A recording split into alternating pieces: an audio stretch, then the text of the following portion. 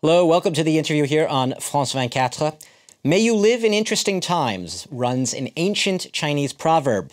Well, if a new report by America's top spies is anything to go by, our planet is about to get a lot more interesting and potentially a lot more dangerous. Nuclear war, a debilitating cyber attack, a pandemic, the collapse of nation states, and a mad rush for dwindling water, food, and energy resources, along with the end of U.S. global dominance. Just a few of the more dire scenarios laid out in Global Trends 2030. What that is a sort of best guesstimate by the U.S. intelligence community of where the world will be in 20 years' time, in 2030. The question we're asking today with my guest, Stéphane Marchand, welcome to our studios. Hello. You are right now the editor-in-chief of La Revue. It's an international current affairs monthly. You were previously a journalist at Le Figaro. You were based in the U.S. for 7 years. And you, like me, have looked very carefully at this intelligence report by the top U.S. spies. Yeah. You're here to talk with me about it. And the question I really want to put to you first, and it's a simple one about the report itself. CIA and its other agencies have, I think, a collective budget of about $75 billion a year. They've gone to 14 countries. They've talked to academics, consultants, politicians, experts in every field to put together this 140-page report. Are they any better at predicting the future than you or me or your kids? Well, first question would be, if they really have identified something interesting in the future, are they going to put it in the report? This is the first question. I'm not sure. This report, these 16 intelligence agencies from the US, one of which is the CIA. The CIA, of but course, the CIA yeah. is one of the smallest, actually. The big agencies, the NSA, the NRO, there are much bigger agencies than the CIA. They are working with a lot of people from outside the intelligence community, consultants, philosophers, historians, journalists, many of them. And probably the report, the one we see, the one we can read, is somehow a recycling of all the material that is not classified. Okay. That's what we have in front of us. There are a lot of scenarios in this report. They have these events that they call black swan events, so total surprises, mega trends, yes. Game changers. What we're looking at everywhere is a radical transformation of the world as we know it, both economically, socially, and politically. A cynic might say, the spies just want to be able to justify their continued presence in 20 years into the future. Well, I think the report is important because it's interesting, because it's very well organized. The Americans organize things very well. And you just mentioned, you have those mega trends, trends that have already begun in the past and that are going to continue up until 2030. These mega trends by themselves are shaping a new world, a big transformation of the world. But those mega trends could face hurdles, obstacles. And those obstacles could be game changers, or could be the black swans you just mentioned. Such as? The weirdest of black swans would be an electromagnetic storm in the space that would destroy all information satellites, for instance. You could have a massive epidemic.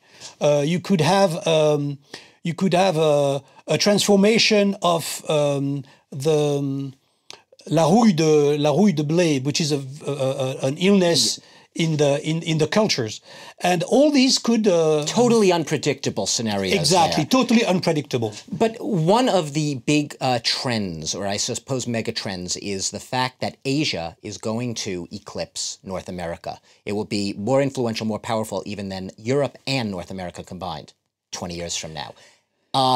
That's a no-brainer, isn't it? We're all saying that. Well, what they actually are saying is that China will probably overpass the United States in terms of global macroeconomic potential. The GDP of China will be bigger than the GDP of the United States.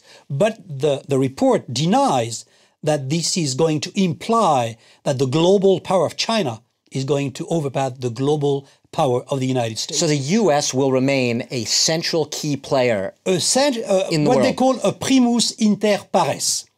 There will be 3 or 4 big players, but the US will be player number 1.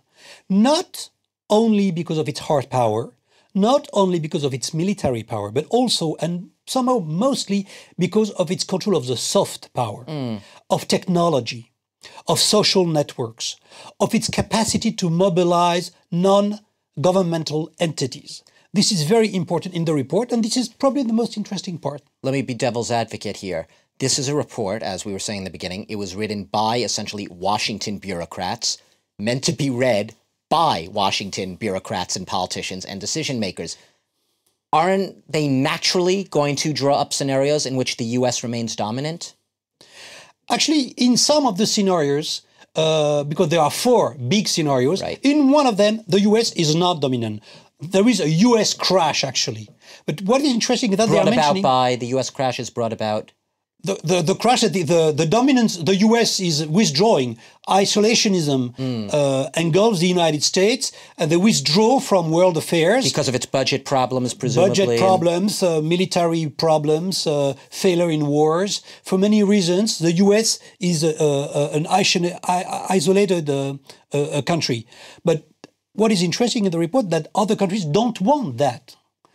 Other countries don't want to challenge the hegemonic power of the United States. So the report actually makes the case that the rest of the world wants the US to remain... To stay in place, not hegemonic, but they want it to be a big player again. Because what they don't want, what they want to focus on, these countries, India, China, Brazil, Russia, and maybe tomorrow, Colombia, Turkey, Mexico, all these countries have a lot to do on the social level, on the economic level, to build an industry, to invest in technologies. They don't want to waste time challenging the United States right. As with their navies or something. Leave that role also to the U.S. Now, my origins, I'm American. When I was reading this report, one of the things that struck me is not once is Africa. Well, it is mentioned, but Africa is given what we would say short shrift. Very little role. And yet you hear all the time about the rise of Africa as an up-and-coming continent. Were you surprised by that? You know, the report is 170 pages long. And in this report, the word Africa comes only 20 times. Okay, you actually counted. Okay. Yes, I did, yeah. and frankly, they don't believe in Africa. They don't believe in African growth. What they are basically saying is that the population of Africa is going to grow dramatically, but the productivity of African agriculture is going to grow much slower. The result of that is a big, big crisis, not a new one actually. Africa has unfortunately known this crisis for very long, but there is not going to be an industrial miracle in Africa. In the next 20 years at least. That's what they believe. I don't trust them on this one, basically. I don't believe they're right, but that's what they're saying. On climate change, the report also sounds several alarms, and we hear a lot about those dwindling, diminishing water, food, and energy resources. What are the scenarios, the darker scenarios involving that? Well, in this, they are insisting a lot about the water shortage. And the map they produce is indicating that there will be water shortage also in the United States, especially in the Southwest. And they draw a map, a very, very dark map about water resources. So that's going to be the key issue, resource issue going ahead in 20 The bad news for the US will be the water shortage. The good news for the US will be shale gas. I was going to get to shale gas because it is interesting. They say that the US, there's a scenario in which it will be free and energy independent. It won't depend on anyone because of this hydraulic drilling known as shale gas. Isn't this just one big lobby for the shale gas industry in the United States? Well, what you see today is already it's not about 2030. Already in 2013, the productivity, the competitiveness of US industry because of shale gas is already extremely better than it used to be 10 years ago. And some industries are coming back from China to resettle in the United States. And in France, as you well know, the lobbies are trying to get the shale gas to be exploited. So it's a reality. It's a reality. And it's a game changer. That's one of the game changers. Finally, here we are sitting in France talking about a U.S. intelligence report on the future of the world, the planet. Where does Europe fit in? Where does France fit into all this? Well, they don't look at Europe a lot, They don't care? It's a big, wealthy assembly of countries. They are not expecting a lot from them. Their eyes are on China, on Japan, on Asia. They don't believe that Europe is going to change a lot. They don't believe that it's going to become dangerous.